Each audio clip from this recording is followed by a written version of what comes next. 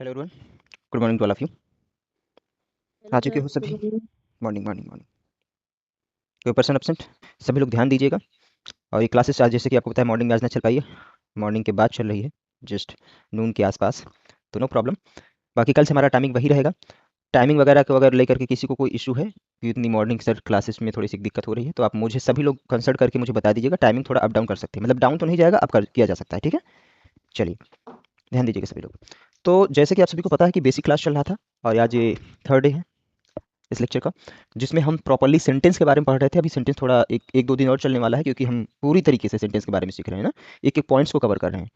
तो यहाँ पर देखिएगा, जैसे कि मैंने आप सभी को बताया था कि जो सेंटेंस होते हैं, जिसे हिंदी में वाक्य बोला जाता है, इसके दो पार्ट के बारे में मैंने बात किया था, एक सब्जेक्ट और दूसरे प्रेडिकेट। ये जहाँ पे सब्जेक्ट का मतलब मैंने बताया था, हिंदी में इसको कर्ता बोलते हैं, प्रेडिकेट का मतलब विधेय सर होता है। दिखाई क्यों नहीं दे रहा वीडियो? वीडियो दिखाई नहीं दे रहा है नहीं। अभी, जैसे कि मैं देख पा रहा हूँ, क्योंकि देखो मैं आपको क्लास के साथ साथ एक मोबाइल से कनेक्ट भी करके आप लोग को देख रहा हूँ पूरी तरीके से। तो आप देख पा रहे हो कि मैं कैमरे की साइड ना देख करके इस साइड देखता हूँ। तो मेरी जो नज़र है वो आप पे ही रहे, ना यू कैन सी, है ना। आपकी हर मतलब सभी लोगों की एक एक एक्टिविटी को जस्ट मैं नोटिस कर रहा हूँ। तो कैमरे की साइड नहीं देख रहा हूँ, तो मतलब इधर देख रहा हूँ आप लोग को है ना। तो इधर मेरे इस फ़ोन में ना वीडियो बहुत ही क्लियर दिख रहा है, सही है, प्रॉपर है, ठीक। चलो आओ चलते हैं। तो देखिए, हम इस पे बात कर रहे थे कि सेंटेंस के दो पार्ट, सब्जेक्ट एंड प्रेडिकेट। और सेंटेंस, ध्यान देना, पहले एक छोटा सा प्यारा सा एग्जांपल लिखते हैं और उसमें आपको ये चीज़ क्लियर कर देते हैं, थोड़ा रिवीजन के तौर पे। क्लियर है? वीडियो जाएगा तो मुझे बता देना। जैसे you are making, you are making a cup of tea. देखो, ये आपके सामने एक सेंटेंस लिखा हुआ है, और इस सेंटेंस में आप देख पा रहे होंगे लिखा हुआ है you are making a cup of tea. तो मैंने क्या बताया कि सब्जेक्ट और प्रेडिकेट दो ही सेंटेंस होते हैं, मतलब सेंटेंस के दो ही पार्ट होते हैं। ये पूरा का पूरा सेंटेंस है आपके सामने। क्लियर है? अब इसमें ध्यान देना, जो एक्शन को कर रहा है, जो काम को कर रहा है, यानी ये कौन कर रहा है? यू। चाय को बनाने का, एक कप चाय को बनाने का काम कौन कर रहा है? यू कर रहा है। तो ये जो यू है ना, यहाँ पे ये सब्जेक्ट हो गया। क्या हो गया दोस्त? सब्जेक्ट हो गया। इसको छोड़ के बचा हुआ जितना पार्ट है, डजेंट मैटर उसमें क्या क्या है, ये मैटर नहीं करता कि उसमें पार्ट्स ऑफ स्पीच के कौन कौन से पार्ट हैं, वो हमको लेना देना नहीं है। बस सब्जेक्ट को एक साइड रख दो, बाकी बचा हुआ जितना पार्ट है वो सभी के सभी आपका प्रेडिकेट कहलाएगा।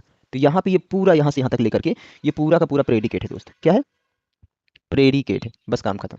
क्लियर है? ये देखो, तो पहला आपका यू सब्जेक्ट हो गया, बाकी छोड़ करके सारा प्रेडिकेट। अब यू किधर भी आ सकता है, आपके अंदर भी आ सकते हैं। कैसे? ऐसे ही बोला जा सकता है, are you making, are you making a cup of tea, a cup of tea. अब ये इंटेरोगेटिव फॉर्म में चला गया।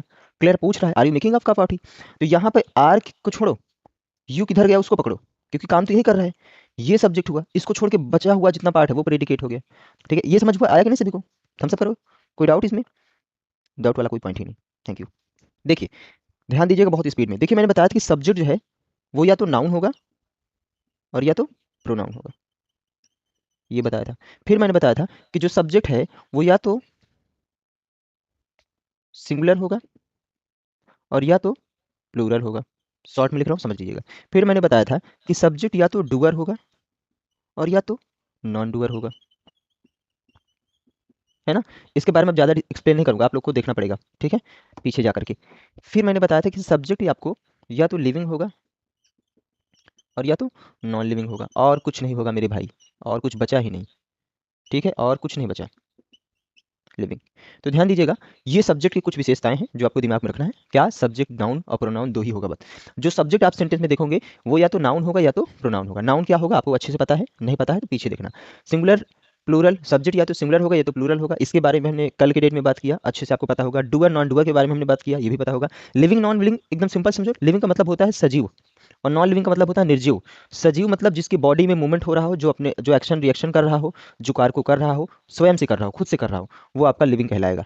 और जिसकी बॉडी में मूवमेंट ना हो रहा हो, आई मीन जिसके अंदर जान ना हो, प्राण ना हो, वो आपका क्या होगा? नॉन लिविंग होगा। क्लियर है?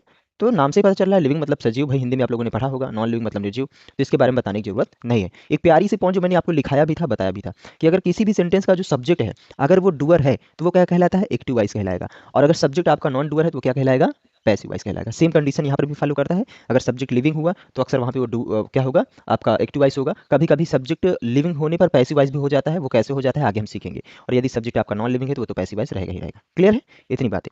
अब इतनी बात फिनिश होने के बाद हम आगे सीखेंगे पूरा का पूरा प्रेडिकेट के बारे में। तो प्रेडिकेट की भी बारे में बहुत बड़ी बड़ी चीज़ें हैं, बहुत अच्छे अच्छे पॉइंट्स भी हैं, बहुत डीप नॉलेज है, तो इसके बारे में सीखेंगे। बट हाँ, यहाँ पे जो जो पॉइंट आएंगे उनको मैं बहुत ही डीपली नहीं खींचूंगा, क्योंकि अगर डीप जाएंगे तो पूरी पार्ट्स ऑफ स्पीच में हम घुस जाएंगे। तो जितनी जरूरत चीज़ें उतना हम सीखते चलेंगे। बाकी जब इसका समय आएगा पार्ट्स ऑफ स्पीच का, तो एक एक पॉइंट को हम बहुत अच्छे से एक्सप्लेन करेंगे। ठीक है, अभी इस प्रेडिकेट में मैं आपको इतनी इन्फॉर्मेशन दूंगा कि आप जान जाओ what is predicate, what is importance of predicate in grammar in sentence. Clear है, ये बातें आपको क्लियर करूंगा प्रेडिकेट के थ्रू। तो प्रेडिकेट में ज़्यादा बातें नहीं, लेकिन फिर भी बहुत सारी बातें हो जाएगी। क्लियर है, आइए चलते हैं आगे। सबसे पहले इसको करते हैं रफ। ओके बड़ी, तो देखिए प्रेडिकेट को बहुत ध्यान से समझना दोस्त। प्रेडिकेट में पहले समझो आती क्या क्या चीज़ें। प्रेडिकेट में आपकी वर्ब आएगी, ठीक है। प्रेडिकेट में आपका ऑब्जेक्ट आएगा, ठीक है। प्रेडिकेट में आपका कॉम्प्लीमेंट आएगा, कॉम्प्लीमेंट, ठीक है। और प्रेडिकेट में आपका और भी शब्द आएंगे, मान लो हम अदर वर्ड ले लेते हैं, आगे चलेंगे बात करेंगे। तो एक एक पॉइंट को समझेंगे कि यहाँ पे वर्ब क्या होता है, ऑब्जेक्ट क्या होता है, कॉम्प्लीमेंट क्या होता है, अदर वर्ड क्या होता है। मतलब अदर वर्ड में वही सारी, मतलब इतना समझो प्रेडिकेट में पूरी पार्ट्स ऑफ स्पीच के अंदर की सारी चीज़ें आएंगी। क्लियर है।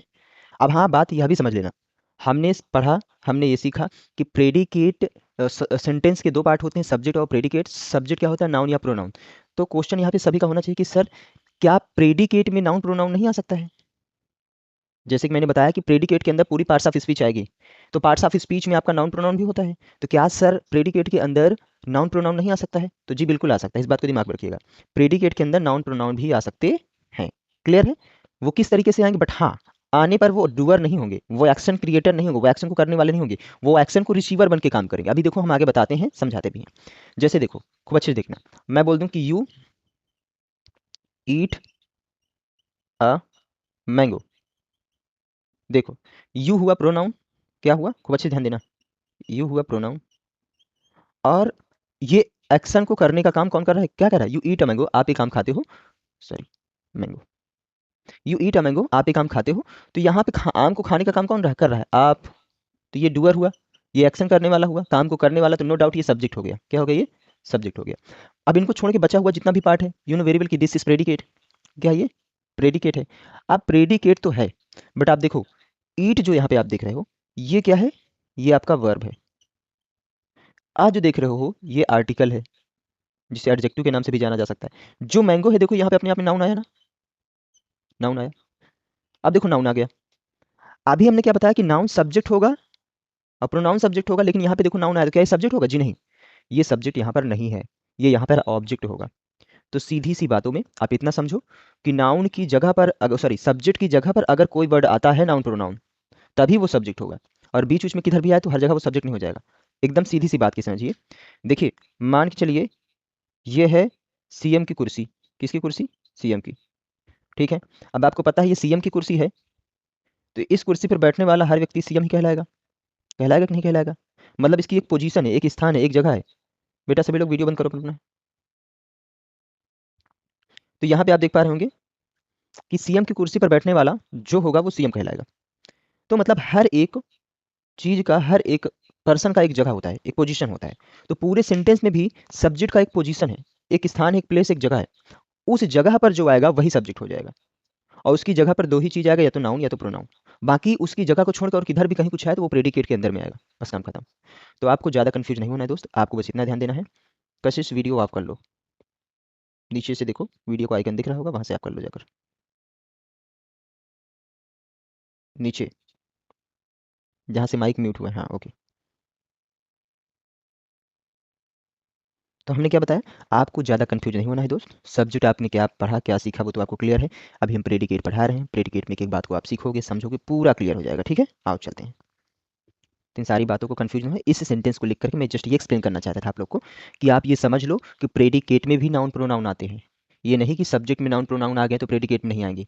This is not fact, this is real fact. ये है कि सब्जेक्ट के अलावा भी प्रेडिकेट में भी आपके नाउन प्रोनाउन आ सकते हैं। यह गलत नहीं होगा, आपको कंफ्यूज नहीं होना है। बट आने के बाद प्रेडिकेट में आएगा तो उसे हम सब्जेक्ट नहीं कह सकते, उसके लिए अलग से ये कुर्सियाँ बनी हुई है, अलग अलग उनके चेंबर बने हुए हैं, वो वही कहलाएंगे। आओ चलते हैं आगे। तो आपको ये बात दिमाग में रखना है कि सब्जेक्ट का एक जगह होता है, वहीं पर वो सब्जेक्ट कहलाएगा, है ना। जैसे आपको पता है कि आपने सुना होगा ये वाली कहावत की, अपने मतलब क्षेत्र में, अपने एरिया में, अपने शहर में कुत्ते भी शेर होते हैं। तो भाई वो शेर होते हैं, तो अपनी जगह उनका एक एरिया है। तो इसी प्रकार सेंटेंस में भी सब्जेक्ट का एक एरिया है। जब तक वो उधर रहेगा तभी तक वो सब्जेक्ट है, इधर उधर भागा तो वो अपनी पहचान खो बैठेगा, है ना। ये चीज़ें जैसे हम सभी लोग हैं, हमारी एरिया में हमारी एक इमेज है, उस नाम से हम जाने जाते हैं, उस इमेज से हम जाने जाते हैं। हम दूसरे क्षेत्र में जाएंगे तो क्या लगता है कि वही चीज़ें आपको वहाँ पर मिलेगी? नहीं मिलेगी ना, क्योंकि आपने अपने प्लेस को चेंज कर दिया, आपने अपनी जगह को चेंज कर दिया। तो सेम चीज़ सेंटेंस में भी होता है, सब्जेक्ट की पहचान उसकी जगह से ही होगी। अगर उसने अपनी जगह को चेंज किया तो वो सब्जेक्ट नहीं रह जाएगा। क्लियर है ये बातें? अब आइए आगे चलते हैं। तो हम वर्ब, ऑब्जेक्ट और कॉम्प्लीमेंट के बारे में सीखते हैं। देखो वर्ब में दो चीज़ें यहाँ पे आप सीखोगे। एक सीखोगे helping verb, HELPING, helping verb. Helping verb जिसे हिंदी में बोलते हैं सहायक क्रिया। क्या बोलते हैं? सहायक क्रिया। ठीक, हिंदी में से क्या बोलते हैं? सहायक क्रिया। दूसरा हम सीखेंगे मेन वर्ब। मेन वर्ब, ठीक है। मेन वर्ब मतलब मुख्य क्रिया। इस हिंदी में क्या बोलते हैं? मुख्य क्रिया। तो सबसे पहले इन्हीं को समझो। देखो वर्ब की तो बहुत बड़ी मिस्ट्री है, इसकी जो हिस्ट्री की बात करेंगे तो इस वर्ब भी एक पार्ट्स ऑफ स्पीच है, तो बहुत बड़ी चीज़ें हैं, बट उसमें भी हमको जाना नहीं है। वर्ब के बारे में अलग से पढ़ेंगे तो पूरी इसकी हिस्ट्री के बारे में जानेंगे। अभी सेंटेंस में थोड़ी थोड़ी क्या जरूरत है, वो चीज़ें जो बेसिक नॉलेज है वो मैं आपको दे रहा हूँ। तो वर्ब में दो चीज़ें आप समझोगे, एक हेल्पिंग वर्ब, एक मेन वर्ब। तो हेल्पिंग वर्ब, हेल्पिंग से नाम ही पता चल रहा है, हेल्प का मतलब होता है मदद करना, सहायता करना। और वर्ब यानी क्रिया, वर्ब यानी क्रिया। अब देखो सहायक क्रिया, नाम से पता चल रहा है कि ये सेंटेंस में क्या काम करेगा, सहायक के रूप में आएगा, मतलब सेंटेंस में सहायता करने के लिए आएगा। उस सेंटेंस के सेंस को, अर्थ को पूरा भाव देने के लिए ये सहायता करेगा, ठीक है। और हेल्पिंग वर्ब होती कैसे है, जैसे आपने देखा होगा, अ, जैसे is, am, are, was, were, has, have, had, do, does, did, ये सभी क्या है? हेल्पिंग वर्ब है। तो हेल्पिंग वर्ब में दो चीज़ें और समझ लेना हेल्पिंग वर्ब में। जैसे एक आप सीख लोगे कि भैया, जिसे हम कहेंगे एक्सर्ली वर्ब, समझ लो, ए भी मतलब समझ लो एक्सर्ली वर्ब। एक्सर्ली वर्ब वही जो आपको बताया, do, does, is, am, are, was, were, has, have, ये सारे एक्सर्ली वर्ब हैं। एंड दूसरी चीज़ मतलब हेल्पिंग वर्ब को एक्सर्ली वर्ब कहते हैं, यही बात समझ लो। और दूसरा हम समझ लेंगे मॉडल। क्या? मॉडल। तो मॉडल क्या होते हैं? मॉडल जैसे आपने सुना होगा कि मॉडल एक ऐसा है, इसका भाई किसी प्रकार का मतलब कोई टेंस से लेना देना नहीं होता है, ठीक है। इनका एक यूज के तरीके से इनको हम सीखते हैं, और हर एक एग्जाम में बहुत ज़्यादा क्वेश्चन भी पुटअप किए जाते हैं मॉडल से। क्लियर है? मॉडल का मतलब जैसे आप समझ सकते हो, जैसे can, could, shall, should, may, might, है ना। Should have, would have, could have, ये सभी मॉडल होते हैं। तो मॉडल को भी दो पार्ट में बांटा गया है। एक को बोला गया है सेमी मॉडल, और एक को मॉडल, ठीक है। तो मतलब सेमी मॉडल भी एक होते हैं। एक होता है सेमी मॉडल, कौन सा मॉडल? देखो मैं बहुत ज़्यादा खींच रहा हूँ, आप कंफ्यूज जरा सा भी नहीं होना, ठीक है। जरा सा भी कंफ्यूज नहीं होना, इसको एक्सप्लेन करके भी छोटा फॉर्म भी कर दूंगा। एक होता है सेमी मॉडल। देखो सेमी का मतलब क्या होता है पता है? सेमी का मतलब होता है आधा, अर्ध, ठीक है। और एक तो भैया मॉडल, पूरा का पूरा मॉडल, जिसे फुल मॉडल भी कह सकते हो, केवल मॉडल भी बोलते हो, नो प्रॉब्लम, फुल मॉडल भी कह सकते हो। तो देखो सेमी मॉडल क्या होता है, ये मतलब ग्रामर के बेस पे आपको नॉलेज दे रहा हूँ, ग्रामर के बेस पे, ठीक है। कंफ्यूज जरा सा भी नहीं होना दोस्त। एक बार नहीं, दो बार अब आपको डाउट मतलब कि प्रॉब्लम तो होने वाली नहीं, वीडियो आपके पास रहेगा, खूब देखना। देख देख करके दो तीन बार देख लोगे, पूरा एक एक पॉइंट दिमाग में धस जाएगा। क्लियर है? जरा सा कंफ्यूज मत होना, ये ग्रामर पॉइंट है, ग्रामर बेसिक पे नॉलेज मैं आपको दे रहा हूँ, क्योंकि यू नो वेरी वेल कि एग्जाम में हमारे ग्रामर आएगी, है ना। Not spoken, not without structure. ऐसा कोई भी चीज़ नहीं, बिना स्ट्रक्चर के, बिना रूल्स की कोई भी चीज़ हम पढ़े ना। तो इस रीजन से आप इसको समझना है। ग्रामर है, ग्रामर थोड़ी सी टेढ़ी मेढ़ी होती ही है, कंफ्यूज नहीं होना है। एक बार में कभी कोई चीज़ दिमाग में नहीं धंसती है, बार बार देखो, बार बार समझो, और जब दिमाग में कोई चीज़ धंस जाएगी तो दोबारा हटने वाली नहीं है। क्लियर है? आइए देखते हैं। तो मैंने बताया कि प्रेडिकेट में क्या क्या वर्ब देखने को मिलेगा, ऑब्जेक्ट देखने को मिलेगा, कॉम्प्लीमेंट देखने को मिलेगा। उसके बाद जो भी वर्ड बचे जिनको हम नाम नहीं जान पाते हैं या नहीं जानते हैं, उनको अदर वर्ड के नाम दे देंगे। तो वर्ब मैंने बताया कि वर्ब में दो चीज़ें आप देखेंगे, हेल्पिंग वर्ब और मेन वर्ब। मेन यही है, आप नीचे भूल जाओ, डजेंट मैटर, ठीक है। अगर आपने मॉडल भी लिखा, सेमी मॉडल भी लिख दिया, तो भी वो हेल्पिंग वर्ब ही होगी, ठीक है। अगर आप इनको भूल जा रहे हो कि sir I don't know what is actually verb, what is like model, semi model, कोई दिक्कत नहीं दोस्त, इनको हटा दो आप। इनको अभी मैं खुद ही हटा दूंगा। बस आपको जस्ट मैं एक्सपेंड करके दिखा रहा हूँ कि भैया वर्ब के अंदर क्या क्या चीज़ें हैं। फॉर एग्जाम्पल जैसे आप बॉडी देख रहे हो, बॉडी ऊपर से तो एक स्ट्रक्चर ढांचा ही दिख रही है, सुंदर सी ऐसे, जो भी है, काली गोरी, जो भी, डजंट मैटर। बट बॉडी के अंदर क्या क्या सिस्टम है, उस बॉडी को तभी हम जान पाएंगे जब उसको लाइक ऐसे निकाला जाएगा, पूरे स्ट्रक्चर उसका फाड़ा जाएगा ना, देखेंगे। तो सेम चीज़ वही है, वर्ब ऊपर से देखने में ऐसा लग रहा है कि उसके अंदर इतनी सारी चीज़ें छुपी है, अभी बहुत सारी चीज़ें हैं, बट वो सारी चीज़ मैं एक्सप्लेन नहीं करना चाहता। ओ माई गॉड, दैट्स प्रॉब्लम। चलिए, ठीक। तो यहाँ पे हम क्या बात कर रहे थे, वर्ब के बारे में। तो वर्ब मैंने जितनी भी चीज़ें बताया, इस चीज़ पे ध्यान देना है। तो वर्ब को जस्ट मैं एक्सप्लेन करके एक एक पॉइंट को एक्सप्लेन करने की कोशिश कर रहा हूँ कि वर्ब एक्चुअल में किस तरीके से कैसे क्या होता है, ठीक है। अब यहाँ पर देखिए, मेन चीज़ जो हमको समझना है वो क्या समझना है, कि हेल्पिंग वर्ब और मेन वर्ब होता क्या है, बस। और बाकी जितनी भी चीज़ें हैं वो सब एक नाम हो चुका है। जैसे आपको पता है कि हमारी फैमिली में हमारे मम्मी पापा के कई सारे बच्चे होते हैं, हमारे कई सारे, जैसे कि मान लो मैं अपनी फैमिली का मेंबर हूँ, तो मेरे भाई भी हैं, मेरी बहन भी है, तो सभी का अलग अलग नाम है, बट सभी तो आपस में भाई बहन ही है ना, सभी आपस में एक फैमिली है ना, तो सेम चीज़ ये है। तो हेल्पिंग वर्ब और मेन वर्ब क्या है, कि दोनों मान लो दो भाई हैं, तो हेल्पिंग वर्ब की भी अपनी अलग अलग एक फैमिली है, भाई बहन सब हैं, तो मेन वर्ब की भी अलग अलग होंगी। तो वही बातें हैं कि है तो सभी चाहे जितने अलग अलग, लेकिन सब तो एक फैमिली है। किसकी फैमिली की, हेल्पिंग वर्ब की है। तो चलो थोड़ा इनके बारे में जान ही लेते हैं। देखिए एक्सैक्टली वर्ब में टेंस की जितनी भी 12 टेंसों की जो हेल्पिंग वर्ब आती हैं वो आ जाएंगी इसमें। मॉडल में क्या है, मॉडल में आपके अगर बात किया जाए, तो मॉडल में आप इतना समझिएगा, जैसे आपने सुना होगा can, could, should, SHOULD, should, would, WOULD, would, may, might, MIGHT, है ना, और भी बहुत सारी। तो इस प्रकार से जो आएंगे वो मॉडल हो जाएंगे। ठीक है, इसके बारे में हम अलग से पढ़ेंगे, पूरा इनके यूज के बारे में पढ़ेंगे। एंड सेमी मॉडल क्या है, तो जो सेमी मॉडल होता है ना भैया, देखो सेमी से पता चला है, सेमी मॉडल अर्ध, मतलब आधा आधा मॉडल होगा, पूरा पूरा मॉडल नहीं होगा, मतलब काम करेगा एज ए मॉडल के जैसे। इस पे भी रूल पूरा पूरा अप्लाई होगा मॉडल वाला, है ना। मतलब एक आपने जैसे सुना होगा गवर्नमेंट सेमी गवर्नमेंट ना, सरकारी अर्ध सरकारी, तो सेम चीज़ इधर भी फॉलो हो जाता है। तो इनको पूरी अथॉरिटी मिल जाती है कि भैया तुम हो पूरा पूरा मॉडल, ठीक है, तुम पूरा का पूरा मॉडल हो। और इनको पूरा अथॉरिटी नहीं मिलेगी, तुम नाम तो तुमको मॉडल का मिल जा रहा है, लेकिन तुम मॉडल हो नहीं। तो ये जो सेमी मॉडल हैं वो बनते किससे हैं, वो एक्सैक्टली वर्ब से बनते हैं। ठीक है, किससे बनते हैं, एक्सैक्ट। जैसे कैसे देखो, मैंने बोला इज, एम, आर, ये है एक्सैक्टली वर्ब, ठीक है, समझना मेरी बात। और अगर इन्हीं के साथ हम ऐसे कर दें इज टू, क्या, इज टू, तो यही हो गई आपकी सेमी मॉडल। अगर हमने बोल दी एम टू, एम टू, तो ये हो गया सेमी मॉडल। आर टू, तो ये हो गए सेमी मॉडल। क्लियर है, इस बात को याद में रखना है बस। ठीक है दोस्त। तो एक्जेक्टली वर्ब से बनते हैं सेमी मॉडल, और मॉडल किसी से नहीं बनते, उनका खुद का भाई, मतलब वो पैदाइशी मॉडल होते हैं। ठीक है, लेकिन सेमी मॉडल जो होते हैं वो पैदाइशी नहीं होते हैं, उनका जन्म होता है। ठीक है, एक मिनट, हाँ। भैया एक मिनट, क्लास में हूँ, पढ़ा रहा हूँ, फ्री होकर बात करता हूँ। ठीक है, इतनी बात समझ में आया। तो इन सबको हम अभी जस्ट साफ करते हैं, और आपको दो बातें बताते हैं पूरी बातों को समझने के बाद, कि हेल्पिंग वर्ब मेन वर्ब होता क्या है, बस क्लियर है। तो आपको कंफ्यूज जरा से भी नहीं होना है। हेल्पिंग वर्ब के दो पार्ट, आपका एक्जेक्टली वर्ब मॉडल, मॉडल में भी हम सेमी मॉडल, मॉडल जाने। तो मॉडल क्या है मैंने आपके सामने लिख दिया, can, could, shall, should, may, might, जो भी है वाट, ये सारे मॉडल कहलाते हैं। ठीक है। एंड सेमी मॉडल क्या होते हैं, जो कि एक्जेक्टली वर्ब से बनते हैं, जैसे इज का इज टू हो गया, एम का एम टू हो गया, आर का आर टू हो गया, हैज का हैज टू हो जाता है, हैव का हैव टू हो जाता है। तो ये सब सेमी मॉडल हो जाते हैं। बस इतनी सी बात क्लियर है ना दोस्त, बात समझ में आ रही है, थम्स अप कर दो सभी अगर समझ में आया तो, और जिसको डाउट है वो पूछ लो। देखो, अब हम इनके बारे में जानते हैं अच्छे से। ठीक है, किनके बारे में, ये मेन वर्ब और हेल्पिंग वर्ब के बारे में। ठीक, बस इन्हीं के बारे में जानना बहुत जरूरी है, बस थोड़ा इसको और इधर लिख देते हैं।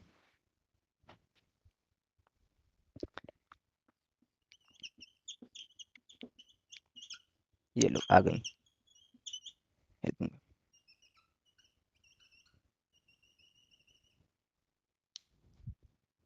चल चलने तो क्या करना है। तो अब इतना समझो, सब कुछ दूर जाने के बाद फिर पास लेकर आता हूँ। प्रेडिकेट में सबसे पहले वर्ब सीख रहे हैं, वर्ब में दो चीज़ें, हेल्पिंग वर्ब, मेन वर्ब। अब हेल्पिंग वर्ब मेन वर्ब होती कैसी, दिखती कैसे, वो देख लो बस, देखो, समझना को अच्छे से। इज, एम, आर, ठीक, was, were, has, have, had, ठीक। और देखो has, have, had, do, does, did, है ना। और देखो do, does, did, has been, have been, have been, has been, have been, had been, ये सब क्या है, ये सभी के सभी हेल्पिंग वर्ब हैं। हैड बीन, ठीक है, will, shall, can, could, should, SHOULD, should, would, WOULD, would, है ना, may, might, MIGHT, might, etcetera. ये देखो, ये सभी के सभी हेल्पिंग वर्ब आपके सामने रख दिया। ठीक, और भी हेल्पिंग वर्ब है, is to, am to, are to, has to, have to, had to, मतलब ऐसे दिखेंगे। ये सभी क्या करती हैं, ये सब सहायक क्रिया होती हैं। कौन सी क्रिया, सहायक क्रिया, सहायक है तो क्रिया ही, क्रिया, सहायक क्रिया। क्योंकि देखो, वर्ब कहता क्या है, कि verb is a word that denotes an action और स्टेट ऑफ बीइंग। कि वर्ब वह होता है जो या तो एक्शन को डिनोट करेगा, किसको डिनोट करेगा, ACTION, एक्शन, एक्शन मतलब कार्य, जो या तो कार्य को बताएगा, और या तो स्टेट ऑफ बीइंग को बताएगा। किसको? State of being, BEING, being, जो या तो कार्य को बताएगा या तो फिर कार्य का होना बताएगा। स्टेट ऑफ बीइंग का मतलब क्या हो जाएगा? कार्य का होना। ये दो ही चीजों को बताता है। तो मैंने क्या बताया, वर्ब जो होता है इसका मतलब होता है कि क्रिया, और वर्ब दो चीजों को डिनोट करता है, एक एक्शन को डिनोट करता है, दूसरा स्टेट ऑफ बीइंग को डिनोट करता है। एक्शन का मतलब होता है कार्य का करना ही बताएगा, ठीक है, कार्य का करना बताएगा, और स्टेट ऑफ बीइंग का मतलब होता है कार्य का होना बताएगा। ध्यान देना, ये पहला और ये दूसरा। अब कैसे? एग्जाम्पल समझो। जैसे मैं बोलूं कि मैं आप लोगों को पढ़ाता हूं, मैं आप लोगों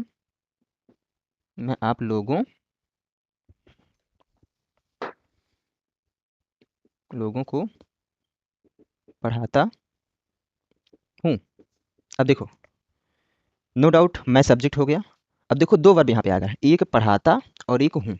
दो वर्ब आ रहा है ना। तो यहाँ पर जो पढ़ाता वर्ड है ये डिनोट कर रहा है एक्शन को। किसको बता रहा है? एक्शन। एक्शन मतलब कार्य को, काम को प्रदर्शित कर रहा है, काम को डिनोट कर रहा है। और जो हूँ है वो क्या बता रहा है? वो स्टेट ऑफ बीइंग को बता रहा है। किसको बता रहा है? स्टेट ऑफ बीइंग को बता रहा है।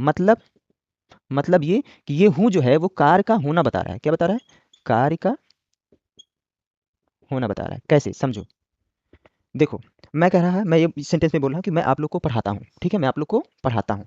तो काम क्या हो? पढ़ाने का। तो जो काम होता है, जो कार्य होता है, वही एक्शन वर्ड होता है, वही एक्शन को डिनोट करता है, वही आपका मेन वर्ब कहलाता है दोस्त। क्या कहलाता है? Main verb. मैंने बताया ना, वर्ब की दो form, helping verb, main verb. तो जो एक्शन को बताए, मतलब जो एक्शन को बताए वो कौन होगा? मेन वर्ब होगा। जो एक्शन को बताए यानी जो कार्य को बताए वो कौन होगा? मेन वर्ब होगा। और जो कार्य को करना नहीं, होने को बताए, जो कार्य को होने को बताए वो होगा हेल्पिंग वर्ब। तो यहाँ पे जो हूँ है वो क्या है?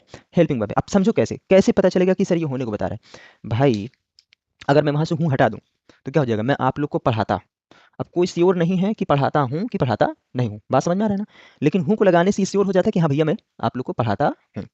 तो देखो काम का होना बता रहा है ना, कि काम हो रहा है कि नहीं हो रहा है किसके द्वारा पता चल रहा है? हूँ के द्वारा। तो ये चीजें समझना। तो जो हेल्पिंग वर्ब होती है, यानी जो हेल्पिंग वर्ब होती है वो काम का होना बताती है, और जो मेन वर्ब होती है वो काम का करना बताती है, ठीक है, क्योंकि वर्ब दो चीजों को डिनोट करता है, एक एक्शन, दूसरा स्टेट ऑफ बीइंग।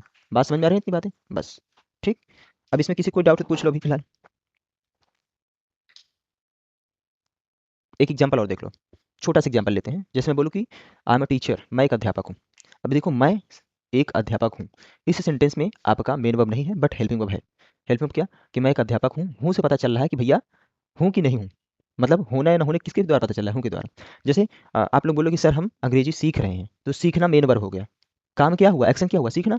अब सीख रहे हैं कि नहीं है के द्वारा पता चल रहा है, तो है आपका हेल्पिंग वर्ब हो गया। ठीक, बात समझ में आई? समझ में आई? थम्स अप कर दो। नहीं समझ में आया तो पूछ लो जो डाउट हो। ओके, जो भी डाउट हो पूछ सकते हो इसमें। किसी कोई डाउट है अभी तक? प्लीज़ बता दो डाउट हो तो, नहीं तो आगे चले। सर एक उदाहरण और बता। एक उदाहरण और लो, समझो। कोई भी आप एक एग्जाम्पल बोलो, मैं उसे जो एक्सप्लेन करता हूँ। अपने हिसाब से कुछ भी बोल दो। सर आप ही बता। अच्छा मैं ही बता दूँ, चलो मैं ही बता देता हूँ। मैं ये बता देता हूँ कि मैं प्रेडिकेट पढ़ा रहा हूँ। मैं इंग्लिश ग्रामर का सेंटेंस का प्रेडिकेट पार्ट पढ़ा रहा हूँ। देखो क्या पढ़ा रहा हूँ? प्रेडिकेट। तो पढ़ाना शब्द यहाँ पे वर्ब हो गया। वर्ब मतलब मेन वर्ब हो गया, ठीक है, क्योंकि मेन वर्ब इससे काम का पता चलता है, एक्शन का पता चलता है। तो मैं प्रेडिकेट पढ़ा रहा हूँ, तो पढ़ाना वर्ड यहाँ पे मेन हो रहा है। अब हूँ शब्द जो आया, ठीक है, वो आपका हेल्पिंग वर्ब। जैसे इंग्लिश में लिखते हैं, मैं प्रेडिकेट पढ़ा रहा हूँ, अगर ऐसे बोलेंगे तो क्या बोलेंगे? आई am teaching. I am teaching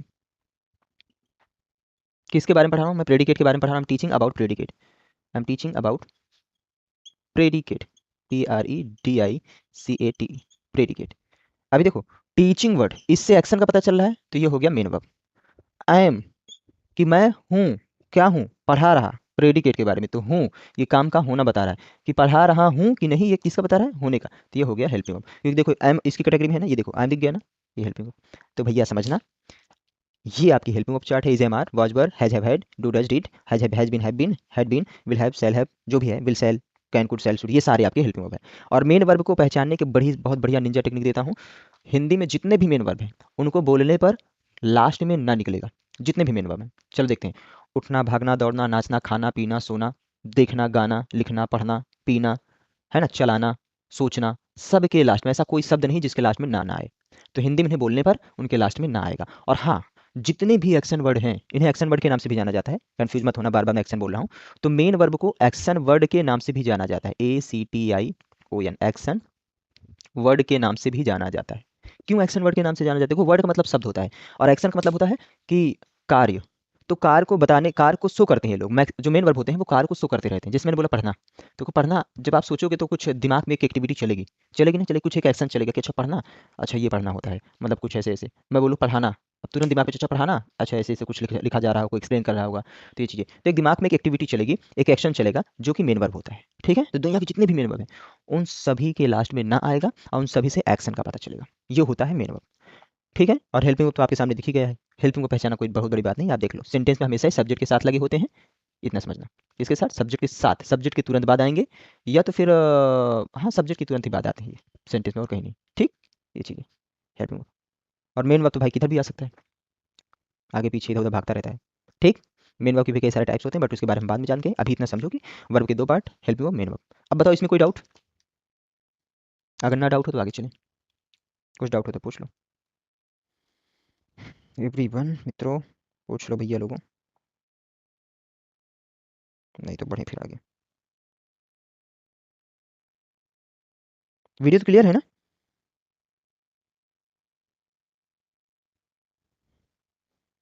response देते रहा करो कोई ना कोई, इससे मुझे सब कुछ पता चलता रहे। चलो ठीक, थैंक यू। तो ये हो गया हेल्पिंग वर्ब, ये हो गया मेन वर्ब। अब आगे देखना, तो हमने हेल्पिंग वर्ब के बारे में पूरा सीख लिया। हेल्पिंग वर्ब क्या होता है? हेल्पिंग वर्ब वह वर्ब होता है जिसके द्वारा स्टेट ऑफ बीइंग का पता चलता है। स्टेट ऑफ बीइंग का मतलब होता है जिसके द्वारा कार्य का होना पता चलता है। ठीक है, यह पता चलता है कि कार्य हो रहा है कि नहीं हो रहा है। मेन वर्ब क्या होता है? मेन वर्ब से एक्शन का पता चलता है, इसलिए इसे एक्शन वर्ड भी बोला जाता है। ठीक है, अब इस मेन वर्ब में जितने भी शब्द हैं उनको बोलने पर हिंदी में उसके लास्ट में ना जरूर देखने को मिलेगा। ठीक है, अब आप देखते हैं, लिख के भी बता दूं मेन वर्ब को, कंफ्यूज मत होना। जैसे देखो, जैसे रीड, कम, गो, प्ले, है ना, टीच, बहुत सारे ऐसे वर्ड हैं, इनका PDF भी भेज दूंगा, आप लोग पढ़ लेना। तो रीड मतलब क्या होता है? पढ़ना ना, कम मतलब आना, गो मतलब जाना, प्ले मतलब खेलना, टीच मतलब पढ़ाना। देखो सबके लास्ट में ना आया ना, ना ना ना ना ना ना। अच्छा कैसे पता करेंगे कि इनमें एक्शन हो रहा है? अगर भाई पढ़ोगे, जैसे बोला रीड मतलब पढ़ो, मैं बोलूँ कि सपोज करके आप खुद ही बोलते हैं, जैसे बोल कि I am reading this book, मैं इस किताब को पढ़ रहा हूँ। अब भाई जरा सोचो, अगर पढ़ोगे तो क्या एक्शन नहीं होगा? एक्शन का मतलब होता है कि उस काम को करने पर आपकी बॉडी के पार्ट्स का काम करना, आपकी बॉडी का पार्ट्स वर्क करेगा। तो क्या पढ़ोगे तो बॉडी का पार्ट्स काम नहीं करेगा? शरीर का अंग कोई काम नहीं करेगा? कम, आना, आओगे तो शरीर का पार्ट काम नहीं करेगा। गो, जाना, जाओगे तो बॉडी का पार्ट्स वर्क नहीं करेगा? अरे करेगा ना जी, पैर और। प्ले यानी खेलना, खेलोगे तो हाथ पैर सब काम करेगा, दिमाग भी काम करेगा। टीच, पढ़ाना, मैं तो आपके सामने पढ़ा ही रहा हूँ, आप देख रहे हैं मेरी बॉडी का पार्ट्स वर्क कर रहा है। तो जितने भी मेन वर्ब हैं उनका मतलब एक्शन वर्ड होता है, वो एक्शन को क्रिएट करते हैं, एक्शन को शो करते हैं, और उनके द्वारा जब उनको आप यूज करोगे तो उनसे बॉडी का पार्ट्स का वर्क करना लाजमी है। Clear? This is main verb, बस। और एक बड़ी मैं प्यारी बात आप लोग को बता देता हूँ। देखो जैसे मैंने यहाँ पे लिखा रीड मतलब पढ़ना, जस्ट इन्फॉर्मेशन के लिए से रख लो। रीड का मतलब पढ़ना मैंने लिखा, लेकिन आपको सच बताऊँ रीड मतलब पढ़ना नहीं होता है। रीड का मतलब होता है पढ़ो, इसको एक बार मैं क्लासेस में बताया भी था। रीड का मतलब पढ़ो होता है, पढ़ना नहीं होता। पढ़ना की जो एग्जैक्ट इंग्लिश होती है वो होती है टू रीड। क्या होती है? To read. टू रीड का मतलब होता है पढ़ो।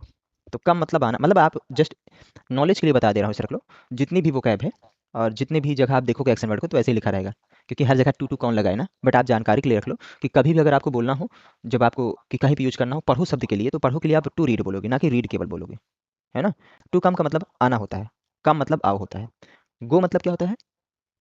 गो का मतलब जाओ, टू गो का मतलब जाना होता है। ठीक है, जैसे ऐसे देखो तो कंफ्यूज मत होना। रीड का मतलब एग्जैक्ट जो इसकी मीनिंग होती है, एग्जैक्ट मीनिंग उसका मतलब होता है पढ़ो, कम आओ, गो जाओ, प्ले खेलो, टीच। लेकिन ऐसे हर जगह लिखा होता है रीड मतलब पढ़ना, कम मतलब आना, गो मतलब जाना, प्ले मतलब खेलना, टीच मतलब पढ़ाना। गलत नहीं है, सही ये भी है। बट कभी अगर कोई आपसे बहस करने लगे कि नहीं रीड का मतलब पढ़ना नहीं होता, तो आप बताओ ठीक है, आपके हिसाब से मैं जान गया रीड मतलब पढ़ो होता है, कम मतलब आना नहीं होता, कम मतलब आओ होता है।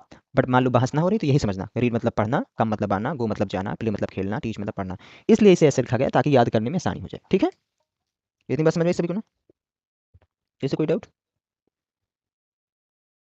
चलो अब आगे बात करते हैं, ये main verb helping verb clear हो गया ना, क्या होता है एग्जाम्पल के माध्यम से थोड़ा समझ लो। आप लोग को जस्ट पहचानना है कि कहाँ पे मेन वर्ब है, कहाँ पे हेल्पिंग वर्ब है। जैसे हम बोल दें ये एच है, HAV, have you gone, have you gone. अब इनसे पूछता हूँ, राधा बताओ, इसमें हेल्पिंग वर्ब कहाँ है, मेन वर्ब कहाँ है हैव यू गॉन में? सर गोन मेन वर्ब है और हैव हेल्पिंग वर्ब है। गुड, ये है हेल्पिंग वर्ब। कितना ध्यान देना, हेल्पिंग वर्ब को हम शॉर्ट में HV बोलेंगे और मेन वर्ब को शॉर्ट में MV बोलेंगे। ठीक है, सुधा बताएगी। सुधा आप बोलना, you SHOULD, you should a book, you should a book. Sudha बताओ, where is helping verb, where is main verb? अब सुधा कंफ्यूज होगी थोड़ा सा, बताओ but try to like speak, try to tell, try to explain. Sir you should a book मतलब इसमें main verb किधर है, हेल्पिंग वर्ब किधर है? बुक होगा मेन वर्ब। बुक होगा मेन वर्ब। ओके, नहीं समझ आया sir. Just you think, I am telling, क्या बुक के द्वारा कोई एक्शन का पता चल रहा है? Book is sir a helping particular verb things, book एक वस्तु है, इससे कोई एक्शन का पता ही नहीं चल रहा है। तो नहीं आप सर। देखो यहाँ पे कोई एक्शन है ही नहीं, विदाउट मेन वर्ब वाला सेंटेंस है, इसमें मेन वर्ब नहीं है, इसमें केवल हेल्पिंग वर्ब है ना, समझ पा रहे हैं ना? शुड यहाँ पे जी सर। हेल्पिंग वर्ब है, मेन वर्ब है ही नहीं। बट आपकी जानकारी के लिए बता देना चाहता हूँ कि जिस सेंटेंस में, इस बात को नोटेड है, दिमाग में रखिएगा, जिस सेंटेंस में मेन वर्ब नहीं होता है, उस सेंटेंस में हेल्पिंग वर्ब ही उसकी मेन वर्ब कहलाती है। फिर से एक बात बोल दे रहा हूँ कि जिस सेंटेंस में मेन वर्ब नहीं होता है, उस सेंटेंस में उसकी हेल्पिंग वर्ब ही मेन वर्ब कहलाती है, मतलब मेन वर्ब जैसे काम करती है। ठीक, याद रहेगा ना? बस जस्ट मान लो मेरे दोस्त इस चीज़ को, ये रूल होता है कि जिसमें मेन वर्ब ना दिखे उसकी हेल्पिंग वर्ब भी वो मेन वर्ब। मैं बोलूँ आई एम अ टीचर, तो इसमें मेन वर्ब नहीं है, बट एम वर्ड जो है वो खुद ही मेन वर्ब के जैसे काम करे, यहाँ पर एम ही मेन वर्ब माने। अगर आपसे कोई पूछ ले कि ये शुड है बुक, किसमें बताओ मेन वर्ब कहाँ है, आप बताओ ना सर, शुड है, शुड यही मेन वर्ब है। कोई माइक गलत नहीं बोलेगा, गलत बोलेगा तो उसको लैक ऑफ नॉलेज है। ठीक है, बट जो पूछेगा उसको नॉलेज होगा तभी पूछेगा। ठीक है दोस्त, ओके, चलो नेक्स्ट बताएंगे। आज आलोक भाई आए हैं क्या? ओहो,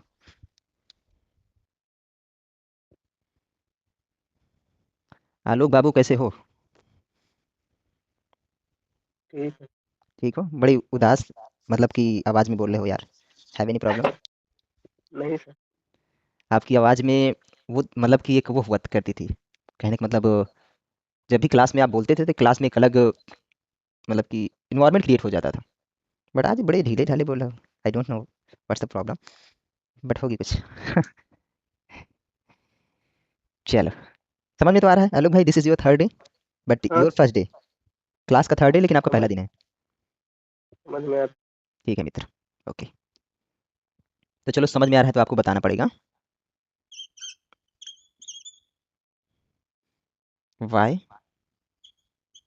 Y had you why had you asked, ASKED, asked me, why had you asked me? तो भाई बताइए भैया आलोक बाबू, इस सेंटेंस में where is main verb, where is helping verb? Why had you asked me? Try try, वही है helping. Why had you asked me? तो इसमें कहाँ पे हेल्पिंग वर्ब है, कहाँ पे मेन वर्ब है? एक वर्ड ये है, एक ये है, एक ये है, एक ये है, एक ये है, बताइए। फिर से थोड़ा सुन लो, बताने से पहले एक बात सुन लो। हेल्पिंग वर्ब के द्वारा कार का होना पता चलता है, मेन वर्ब के द्वारा कार का करना पता चलता है। तो सबसे पहले देखो मेन वर्ब कहाँ है, मेन वर्ब बताओ आप, जो भी दिखे वो बोल दो, डजेंट मैटर, आपको जो लगे कि ये है सर, बस है। Asked. Asked, very good, asked है यहाँ पर मेन वर्ब, शाबाश, ये है मेन वर्ब, क्योंकि आस्क्ड का मतलब होता है, देखो आस्क मतलब पूछना होता है ना, तो मतलब देखो पूछना वर्ड से क्या पता चल रहा है जी, पूछना वर्ड से पता चल रहा है एक्शन, मैं पूछूंगा तो मेरा बॉडी पार्ट्स वर्क कर रहा है ना, दिस इज, तो ये हो गया मेन वर्ब। और आस्क से ही बना है आस्क्ड, ये वर्ब की थर्ड फॉर्म है। ठीक है, अब आपको बताना है हेल्पिंग वर्ब कहाँ है दोस्त। राइट। वेरी गुड, शाबाश, this is helping verb, good, nice. तो ये हो गया। अब बताओ किसी कोई डाउट है, और भी एग्जाम्पल की जरूरत है कि नहीं है? बाकी लोग बता दो। एक रश्मि जी आप बताइए, रश्मि जी जस्ट ओरली आपसे पूछता हूँ, मैं सेंटेंस पूछता हूँ, मैं बोलूँ you should write an application, you should write an application, तो इसमें हेल्पिंग वर्ब मेन वर्ब कहाँ है? You should write an application. Sir लिख दीजिए। अच्छा लिख दें, you should SHOULD should write WRITE right an application,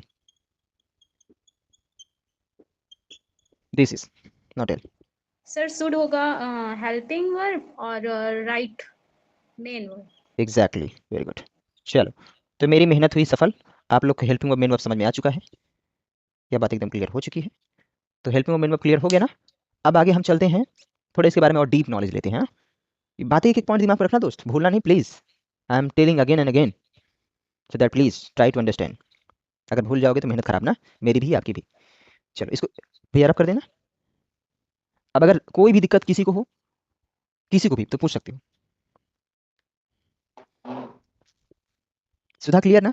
clear हो तो थम्स अप कर दो। सर क्लियर है लेकिन ज़्यादा क्लियर नहीं है। ज़्यादा क्लियर नहीं है, तो ज़्यादा क्लियर जब ना हो तो आप इतना सोचना, एक चीज़ को सबसे पहले खोजना। देखो, कहते हैं कि एक बार में दो चीज़ पे फोकस करोगे तो कभी आप बेस्ट रिजल्ट की उम्मीद मत रखो। एक बार में एक चीज़ को, जैसे आप हेल्पिंग वर्ब मेन वर्ब खोजने की बात करें तो सबसे पहले आपको जो चीज़ें अच्छे से बेहतर से पता है उसको फोकस करो। जैसे मेन वर्ब तो आसानी से खोज लोगे यार, मेन वर्ब का मतलब एक्शन, तो सबसे पहले मेन वर्ब खोजो। फिर आप देखो कि हेल्प, आप अक्सर मैं आपको बता दूं हेल्पिंग वर्ब की जगह क्या होती है पता है?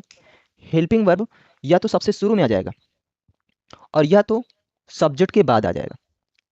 मतलब दो बातें समझ लो, ये सब्जेक्ट है, या तो सब्जेक्ट के इधर हेल्पिंग वर्ब होगा या तो सब्जेक्ट के इधर होगा, बस। और मेन वर्ब तो समझ लो भाई, इधर उधर पड़ा रहेगा, दिख ही जाएगा। जैसे दो एग्जांपल लिखते हैं, पहला एग्जांपल मैं बोल दूं कि समझना खूब अच्छे से, I teaching, am I teaching you, I am teaching you English. पहला सेंटेंस ये देखो, ठीक है। दूसरा बोलता हूँ, you have gone to Agra, AGRA, Agra. देखो मैंने क्या बोला कि हेल्पिंग वर्ब या तो सब्जेक्ट के पहले होगी या तो सब्जेक्ट के बाद होगी। ये बढ़िया से रूल है, दिमाग में रखना। हेल्पिंग वर्ब या तो सब्जेक्ट के पहले देखने को मिलेगा या तो सब्जेक्ट के बाद, मतलब सब्जेक्ट के साथ है, आजू बाजू रहता है ना, अधिकतर केसेस में। और जहाँ पे नहीं रहता उसके लिए हम बताएंगे आगे, बहुत बढ़िया बढ़िया चीजें हैं। आप देखो सब्जेक्ट कहाँ है? सब्जेक्ट आई हुआ, आई आई से पहले, आई के बाद। टीचिंग तो होगा नहीं, तो देखो पहले दिख गया, ये हो गया हेल्पिंग वर्ब, बस जी। तो आई के बाद क्या है? टीचिंग, टीचिंग बना है टीच से, टीच मतलब पढ़ाना होता है, तो मतलब ये हो गया मेन वर्ब ना। अब देखो क्या कहा, या तो सब्जेक्ट के बाद होगा ना। अब देखो यू सब्जेक्ट है, सब्जेक्ट के बाद है आया, मतलब ये हेल्पिंग वर्ब हो गया जी ना। गॉन आपका मेन वर्ब हो गया, क्योंकि गॉन बना है गो से। बोलो सुधा, क्लियर? जी सर। जी सर। बस यार, टेंशन मत लेना, I have lots of method, ठीक है, 12 ऑफ देम। मेरे पास बहुत सारे मेथड यार, ना समझ में आए तो बताना, ऑन द स्पॉट तुरंत मेथड चेंज हो जाएगा, ठीक है। कंफ्यूज तो बिल्कुल भी नहीं होना, तुम लोग अनुराग सर से पढ़ रहे हो इंग्लिश, ठीक है। एक एक पॉइंट मैं आपको एक्सप्लेन कर दूंगा, और तब तक एक्सप्लेन कर दूंगा उसको एकदम ऑपरेशन कर करके समझाऊंगा। अगर आप लोग अच्छे समझोगे, मैं आपको ये प्रॉमिस तो आपसे कर सकता हूँ कि मेरे बाद किसी से आपको ग्रामर पढ़ने की जरूरत नहीं पड़ेगी। किसी के भी सामने खड़े हो जाओगे, अगर मेरी एक एक बातें आप लोग दिमाग में रखोगे, तो ग्रामर की इतनी बेसिक नॉलेज मैं आपको दे रहा हूँ, कितना डीप तक जाना लोगों की थोड़ी परे की उधर चला जाएगा। तो मैं इसलिए थोड़ा सा पढ़ाने का जो मेरा तरीका है, मुझे ऐसे पढ़ाने में मजा आता है कि किसी चीज़ को बहुत तोड़ तोड़ के पढ़ाना। तो आई थिंक आपको मजा भी आना चाहिए, कुछ नई नई चीज़ें सीखने को मिल रही है ना? सही बात है ना?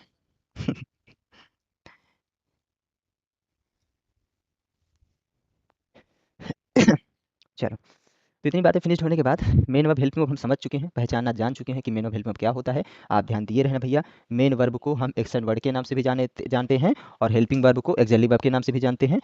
हेल्पिंग वर्ब को शॉर्ट में HV बोलेंगे, इसको दिमाग में रखे रहना। कहीं पर भी मैं HV बोलूँ या कहीं पर भी HV लिखा दिखे तो समझ लो हेल्पिंग वर्ब है, कहीं पर भी MV लिखा दिखे, क्या MV, तो समझ लो ना वो मेन वर्ब है। अब ध्यान देना, सिंगुलर प्लूरल क्या होता है ये तो आप जानते हैं। हेल्पिंग वर्ब का भी सिंगुलर होता है और मेन वर्ब का भी सिंगुलर प्लूरल होता है। फिर समझो, हेल्पिंग वर्ब का भी सिंगुलर प्लूरल होता है और मेन वर्ब का भी सिंगुलर प्लूरल होता है। ये सबसे इंपॉर्टेंट टॉपिक है, यहाँ से समझना। हेल्पिंग वर्ब का भी सिंगुलर प्लूरल होता है, मेन वर्ब का भी सिंगुलर प्लूरल होता है। कैसे?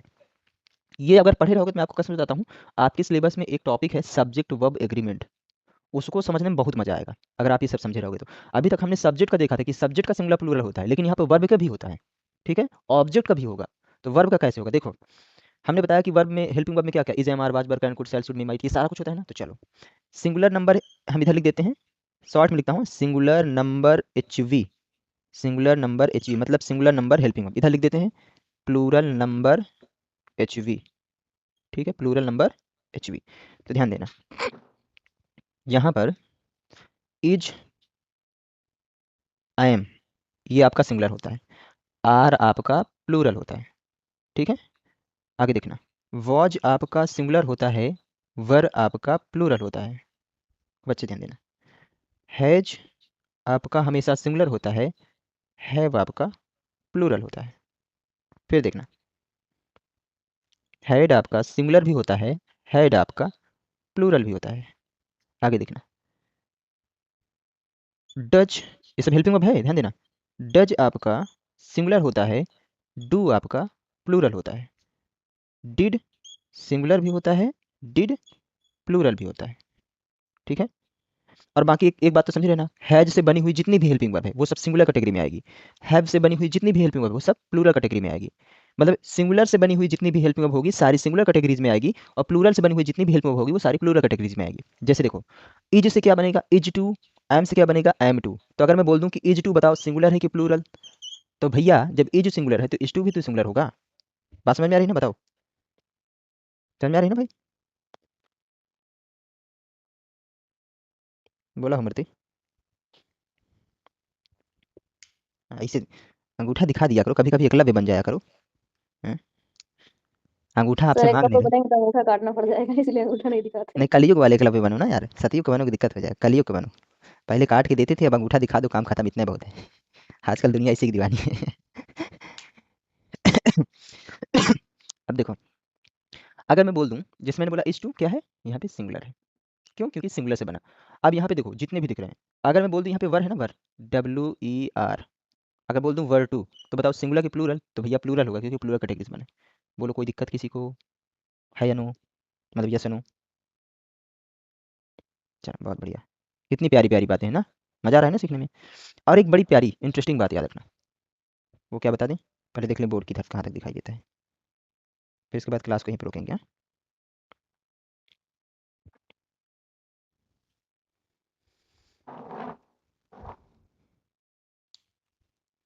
देखो, विल सेल ये फ्यूचर की हेल्पिंग होती है, तो विल जो है, ध्यान देना,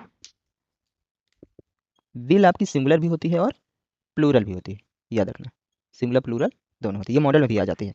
तो मॉडल के लिए बात है, अभी मैं मेन वर्ब पे डिस्कस नहीं कर रहा हूँ, अभी हेल्पिंग वर्ब के लिए है कि जितने भी मॉडल होते हैं, ऐसे लिख लेना, जितने भी मॉडल वर्ब्स होते हैं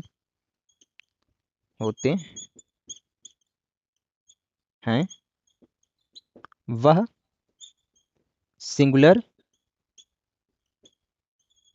और प्लूरल, सिंगुलर और प्लूरल दोनों होते हैं, दोनों होते हैं, मतलब मॉडल सिंगुलर भी होता है और प्लूरल भी होता है, जितने भी मॉडल, तो मॉडल जितने भी हैं, ठीक है, वो क्या सिंगुलर प्लूरल दोनों होंगे। कौन कौन से, जो भी हैं, can could shall should may might सब, तो मॉडल सिंगुलर भी होंगे, मॉडल प्लूरल भी होंगे। तो मॉडल को हम सिंगुलर कैटेगरी में भी रख देते हैं, मॉडल को प्लूरल कैटेगरी में भी रख देते हैं। बस आज के लिए इतना याद रखो, कल हम मेन वर्ब पे डिस्कशन करेंगे, ठीक है। ओके दोस्त, तो कल हम मेन वर्ब पे डिस्कशन करेंगे, और ये सारी बातें जो मैंने आपको आज की डेट में बताया, प्लीज़ इसको एक बार पढ़ना है, समझना है, देखना है। आई विल ट्राई कि शाम तक या सुबह तक इसका वीडियो जो भी रिकॉर्डेड है मैं आपके पास भेज दूंगा, लेकिन उससे पहले आज कल वाला जो वीडियो उसको भेज दूंगा, उसे देख लेना, फिर इसको भी देख लेना एक बार, तो आपका ये डाउट क्लियर रहेगा। और बाकी देखने पर कोई भी डाउट रहेगा तो कल वाली क्लासेस में इसको डिस्कस कर लेना मेरा से, ठीक है। और बाकी आज की डेट में इतना ही ध्यान देना है, बस क्या ध्यान देना है कि सेंटेंस के दो पार्ट होते हैं, सब्जेक्ट और प्रेडिकेट। सब्जेक्ट क्या होता है हमने बहुत अच्छे से देखा समझा, प्रेडिकेट क्या होता है, प्रेडिकेट में verb, object, complement, other word आते हैं। तो वर्ब क्या होता है, वर्ब के दो पार्ट समझना, helping verb, main verb. Helping verb क्या होता है, हेल्पिंग वर्ब से किसी कार्य का होना पता चलता है, जैसे कि is, am, are, was, were, can, could, shall, should, ये सारे हेल्पिंग वर्ब होते हैं। मेन वर्ब क्या होता है, मेन वर्ब मतलब कि इससे एक्शन का पता चलता है, एक्शन का होना पता चलता है, जैसे कम, गो, ईट, जंप, रन, प्ले, ये सब। हिंदी में मेन वर्ब को बोलने में हमेशा क्या निकलता है, लास्ट में ना निकलता है। और मेन वर्ब को एक्शन वर्ड के नाम से भी जाना जाता है, शॉर्ट में इसे एमवी बोलेंगे। हेल्पिंग वर्ब को शॉर्ट में एचवी बोलेंगे। हेल्पिंग वर्ब को हिंदी में सहायक क्रिया बोलते हैं, ठीक है। मेन वर्ब को हिंदी में मुख्य क्रिया बोलते हैं। दोनों का काम होता है सेंटेंस को पूर्ण सेंस देने के लिए, एक कंप्लीट सेंस देने के लिए, एक अर्थपूर्ण बनाने के लिए, ठीक है। कल की डेट में हम मेन वर्ब के बारे में, उसके सिंगुलर प्लूरल फॉर्म को जानेंगे। तो यहाँ पर जैसे मैंने बताया कि हेल्पिंग वर्ब सिंगुलर भी होती है, प्लूरल भी होती है। सिंगुलर क्या होती है आप देख सकते हैं, is, am, was, has, had, does, did, will, सारी मॉडल। प्लूरल क्या होती हैं, are, were, had, have, had, do, did, will, सारी मॉडल। तो ये चीज़ को ध्यान देना। मेन पॉइंट क्या है, मॉडल सिंगुलर प्लूरल दोनों होते हैं, ठीक है। बाकी ये सारी चीज़ें टेंसेज में आप सीखोगे, सारी चीज़ें आप वॉइस में सीखोगे, सारी चीज़ें आगे सीखोगे। बाकी आज के लिए बस इतना ही, मिलते हैं कल की डेट में, तब तक के लिए bye bye, take care, have a good day to all of you.